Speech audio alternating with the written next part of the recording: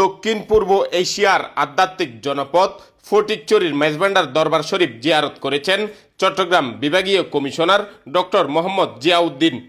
এই সময় তার সাথে উপস্থিত ছিলেন বাংলাদেশ পুলিশের ডিআইজি আব্দুল কুদ্দুস চৌধুরী পিপিএম, ফটিকছড়ি উপজেলা নির্বাহী কর্মকর্তা সাইদ মোহাম্মদ ইব্রাহিম, হাটাজারি সার্কেলের এএসপি মোহাম্মদ তারেক আজিজ, ফটিকছড়ি থানার ভারপ্রাপ্ত কর্মকর্তা মোহাম্মদ রবিউল আলম খান সহ বিভাগীয় প্রশাসন, জেলা প্রশাসন, উপজেলা প্রশাসনের কর্মকর্তা, পুলিশের বিভিন্ন পর্যায়ের কর্মকর্তা।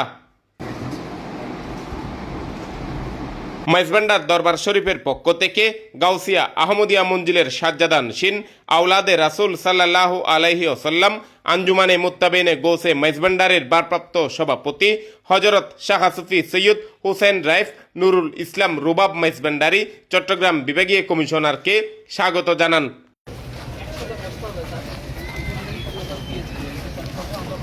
বিভাগীয় কমিশনার ডক্টর মোহাম্মদ জিয়াউদ্দিন, হুজুর গাউসুল আজম হজরত মাওলানা শাহ সুফি সৈয়দ আহমদুল্লাহ মেজবান্ডারি, গাউসুল আজম হজরত মাওলানা শাহ সুফি সৈয়দ গুলামুর রহমান মেজবান্ডারি, প্রকাশ বাবা ভান্ডারি, ওসিএ গাউসুল আজম হজরত মাওলানা শাহ সুফি সৈয়দ দেলওয়ার হোসাইন মেজবান্ডারি, বিশ্বলি শাহানশাহ হজরত মাওলানা শাহ সুফি সৈয়দ জিয়াউল হক মেজবান্ডারির পবিত্র রোয়াজা শরীফ জিয়ারত করেন। গুঞ্জন রয়েছে আগামী 9 আগস্ট প্রধানমন্ত্রী তারেক রহমান ফটিকছড়ি সফরে আসলে মেজবান্ডার দরবার শরীফ জিয়ারত করতে পারেন। আহমেদ এরশাদ কুকন, দৃষ্টিতে বাংলাদেশ।